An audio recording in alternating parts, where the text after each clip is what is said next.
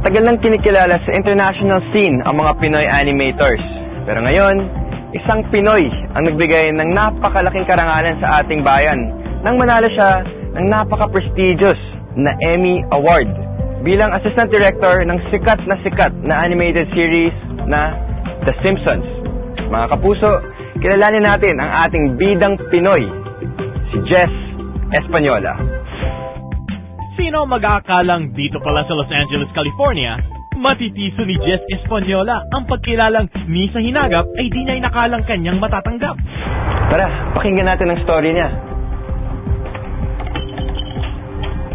Laki sa hirap si Jess, pero bata pa lang, nadiskubre na niya ang kanyang husay sa pagguhit. Nung bata ako, basta drawing na ako ng drawing. Nung grade 1, grade 2 ako, wala nang laman yung notebook ko, kundi puro drawing kaya ang bababa ng grades ko noon Nung 8 years old ako, nag-asawa yung nanay ko ng Kapampangan, tapos tumira kami sa Lubao. Okay. Doon na ako nagpatuloy ng pag-aaral ng elementary. Nakaranas ako ng gutom doon.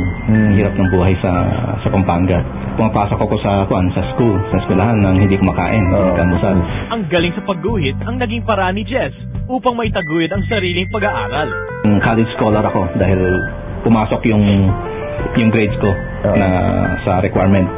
Sa UP Fine Arts noon, tinulungan ako ng teacher ko sa journalism. Ilapit ako doon dahil nangihinayang daw siya sa talent ko. Ikaw yung taong kahit itapon sa gitna ng dagat mabubuhay. Kontento na si Jess sa kanyang narating ng mga panahong yon. Pero hindi niya inakalang mas malayo pa pala ang kanyang maaabot dahil sa kanyang talento.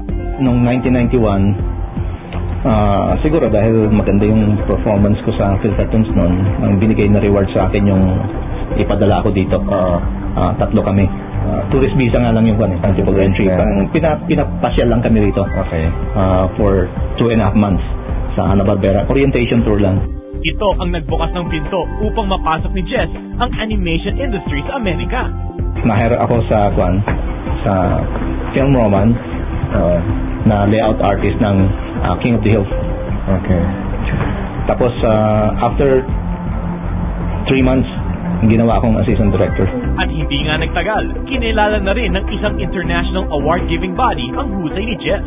And the Emmy for Outstanding Animated Program for programming less than 1 hour goes to The Simpsons. Consists of James Brooks, Matt Browning, Al Jean, Jess Espanola, and Patricia Shinagawa. Noong nakaraang 2008 Emmy Awards, si Jess ang naging kauna-unahang Pinoy Emmy Award winner nang tanghalin siya bilang Best Assistant Director para sa hit na animation series na The Simpsons. Napatalon ako sa tuwa. Pagtayo ko, napagano ako. Yeah!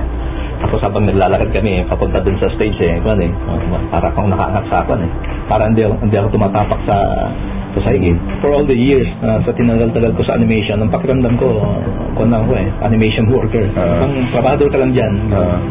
So doon ko naramdaman na kasama na pala ako sa mainstream. Yes!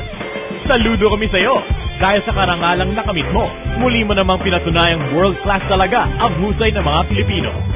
Ako si Jess Española, first ever Pinoy na awardee ng Emmy at pasok ako sa Pinoy Records.